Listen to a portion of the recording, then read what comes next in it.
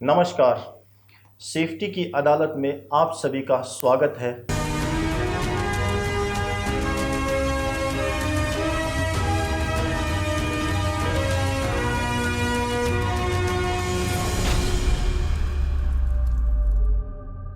Safety की अदालत में आज हम आपको एक ऐसी पर्सनैलिटी से मिलवाने जा रहे हैं जिन्होंने सेफ्टी डिपार्टमेंट को 38 साल दिए, जिनका नाम है मिस्टर शमशोदोजा खुर्शीद। नमस्कार, धन्यवाद संजीव कुमार जी मुझे सेफ्टी की अदालत में बुलाने के लिए। थैंक यू सर कि आप अपने अनुभव को शेयर करने के लिए आज इस प्रोग्राम में आए।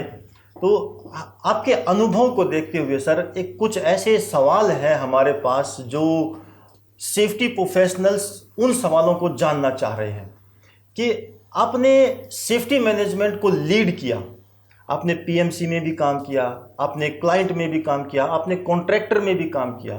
तो अब पीएमसी जो सेफ्टी डिपार्टमेंट है और जो कॉन्ट्रैक्टर में जो सेफ्टी डिपार्टमेंट है, दोनों की रोल और रिस्पॉन्सिबिलिटी कैसे चेंज हो जाती है। अब आप देखिए कि अगर कॉन्ट्रैक्टर में एक कोई सेफ्टी प्रोफेशनल्स है तो वो बहुत ही परेशान दिखता है, कुछ ज़्यादा ही उसको लगता है कि मैं इतना काम का प्रेशर आ चुका है मेरे ऊपर।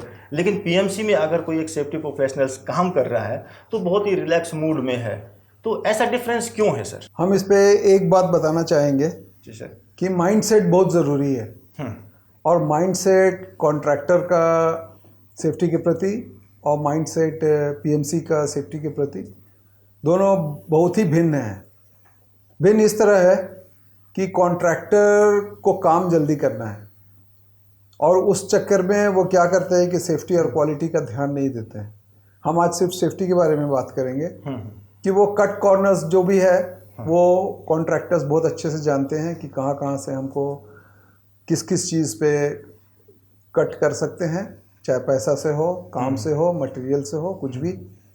और सेफ्टी में भी वैसे ही कट शॉट करते हैं कि हमको कुछ भी है हम आसानी से कर सकते हैं, मेरे पास इतने साल का एक्सपीरियंस है और हम अगर कुछ फैटेलिटी भी होता है तो हम कंपेंसेशन दे देंगे। और हम बहुत सारा चीज़ ऐसा है जो हम बोल नहीं सकते हैं फिर भी वो लोग करना चाहते हैं। बट पीएमसी सेफ्टी में ऐसा नहीं है। पीएमसी चूँकि कॉन्ट्रैक्टर से काम करके ही लोग पीएमसी में जाते हैं और वहाँ पे क्या होता है कि वो उन लोगों को कट कॉर्नर्स बहुत अच्छे से पता होता है और वो उसी पे टारगेट करते हैं और उसके लिए कहीं पर भी कोई गुंजाइश नहीं होता है कि आप सेफ्टी को नेग्लेक्ट करें। और इस तरह सेफ्टी के जो लोग हैं जो काम कर रहे हैं, चाहे लेबर हो, चाहे मैनेजर हो, चाहे ऑफिसर्स हो, सबका ध्यान रखा जाता है और सबके प्रति सेम ट्रेनिंग वगैरह देना, उनको फैसिलिटीज़ देना, पीपीईज प्रोवाइड करना। वो करती तो कॉन्ट्रैक्टर है लेकिन करवाते हैं पीएमसी के लोग, पीएमसी के लोग। बिल्कुल। और अगर आप पीएमसी का रोल ना हो इसमें तो फिर कॉन्ट्रैक्टर्स बहुत सारी चीज़ें जैसे हेलमेट नहीं देगी या हेलमेट दे रही है तो बूट नहीं देगी, बूट दे रही है तो वेस्ट नहीं देगी, वेस्ट दे रही है तो ग्लव्स नहीं देगी। बहुत सारा कट कॉर्नर्स है उनके पास। बट पीएमसी रहेगी तो वो सारे चीज़ों को मॉनिटर करेगी और सारी चीज़ मुहैया कराएगी जिससे कि आपका एम्प्लॉई भी सेफ रहेगा और आपका प्रोजेक्ट भी सेफ रहेगा और आप safely without any LTI, without LTI तो खैर होगा, विदाउट एनी फैटेलिटी आप प्रोजेक्ट कंप्लीट कर पाएंगे। बिल्कुल। इसका मतलब यही हुआ कि जैसे कि सोसाइटी में एक पुलिस अगर डंडा घुमाती है तो ही समाज में एक वातावरण बनता है, तो वहाँ भी यही एक वातावरण बनाने के लिए ही पीएमसी का रोल इस तरीके से रखा गया है। ये इन्फोर्समेंट है क्योंकि पीएमसी इन्फोर्स करती है कि आपको ये काम करना है और वो बीच बीच में चेक भी करती है कि आपने वो किया कि नहीं किया, ऑडिट के द्वारा और नहीं डेली इंस्पेक्शन के द्वारा भी होता है। ठीक, डेली इंस्पेक्शन होता है कि आज का प्रोग्रेस क्या था, कल का प्रोग्रेस क्या है। प्लानिंग में भी हिस्सा लेती है कि आज आपने कुछ काम किया, कल क्या करने वाले हैं। तो अगर ये काम कल करने वाले थे उसके प्रति सेफ्टी का क्या प्रिकॉशंस आपने लिया है, क्या क्या परमिट्स आपको लेना है, पहले से ये सब चीज़ विचार करके इम्प्लीमेंट किया जाता है ताकि काम का रुकावट नहीं हो, काम चलते रहे मगर सेफ्टी भी साथ साथ चलते रहे। ठीक सर। तो सर आपका एक 38 साल का अनुभव बहुत बड़ा अनुभव है। तो जब आपने अपना कैरियर स्टार्ट किया था उस समय सेफ्टी का कल्चर क्या था, आज के समय में वो कल्चर क्या है, और उस समय में क्या कल्चर था, कितना डिफरेंस आया है इस चीज़ में, और एजुकेशन में भी कितना डिफरेंस आया है सर? हम अपना करियर स्टार्ट किए थे टाटा स्टील से, ठीक सर। और आज हम हैं दिल्ली एयरपोर्ट में। तो दोनों में फ़र्क ये है कि टाटा स्टील में सेफ्टी का कल्चर उस वक्त भी था और आज दिल्ली एयरपोर्ट में भी सेफ्टी का कल्चर है। बट जब हम टाटा स्टील से हट के दूसरे कंपनी में गए थे 17 साल का वहाँ रहने के बाद, तो बाकी जगह कंस्ट्रक्शन में तो सेफ्टी का कोई भी बोलबाल नहीं था इंडिया में। लेकिन गल्फ में चूंकि इन्फोर्समेंट और फाइन वगैरह बहुत ज़्यादा लगाते हैं, लाइबिलिटीज़ डालते हैं, वो उस वजह से सेफ्टी को पालन करते हैं कॉन्ट्रैक्टर, और वहाँ पर है। इंडिया में नाम के लिए एक आदमी को हरा रंग का हेलमेट पहना के सेफ्टी के लिए खड़ा कर दिया जाता था, अब ऐसा नहीं है। अब बहुत सारे इंस्टीट्यूट्स खुल गए हैं, बहुत सारे क्लासेस हो रहे हैं, बहुत सारा ओशा का नॉर्म्स को फॉलो किया जा रहा है, बहुत सारा निबोश को फॉलो किया जा रहा है। तो यूके और यूएस दोनों का अपना अपना स्टैंडर्ड है, दोनों को लोग फॉलो कर रहे हैं। और अच्छी बात यह है कि हमारे देश में भी RLI CLI जो रीजनल लेबर इंस्टीट्यूट है और सेंट्रल लेबर इंस्टीट्यूट है, ये कार्यरत है और लोगों को ट्रेन कर रही है सेफ्टी के प्रति। और इतना जागरूक हो गए हैं आप कंपनी वाले कि अब वो ट्रेंड लोगों को ही नौकरी पे ले रहे हैं। तो ये दर्शाता है कि सुधार हुआ है, सेफ्टी कल्चर में बहुत ज़्यादा सुधार हुआ है।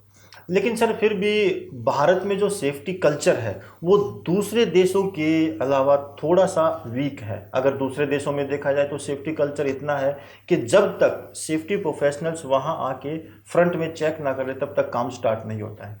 लेकिन भारत में ऐसा क्यों नहीं है? ये कल्चर किस तरीके से डेवलप कर सकता है? मतलब इतना अच्छा क्यों नहीं है सर? ये नहीं, ऐसा नहीं है। हमारे देश में भी बहुत अच्छा सेफ्टी का चलन है, और बाहर देश में कंपेयर करें अगर हम किसी चीज़ से, तो वहाँ पर बताया पहला चीज़ इन्फोर्समेंट, ये बड़ा ज़बरदस्त होता है हर जगह पे, चाहे आप रोड पे गाड़ी चला रहे हैं या कंस्ट्रक्शन साइट पे लेबर से काम करा रहे हैं, या समर टाइम जो होता है बाहर गल्फ कंट्रीज में, समर टाइम में 12 बजे से 3 बजे तक कोई काम नहीं होता, और ये चीज़ फॉलो करते हैं सारी कंपनियां। और अगर नहीं कर रही है तो उसको फाइन लगता है, फाइन इतना हैवी होता है कि उनका कॉन्ट्रैक्ट तक कैंसिल हो सकता है। तो ये जो है इन्फोर्समेंट, ये बहुत ज़्यादा है, बहुत ज़ोर से है।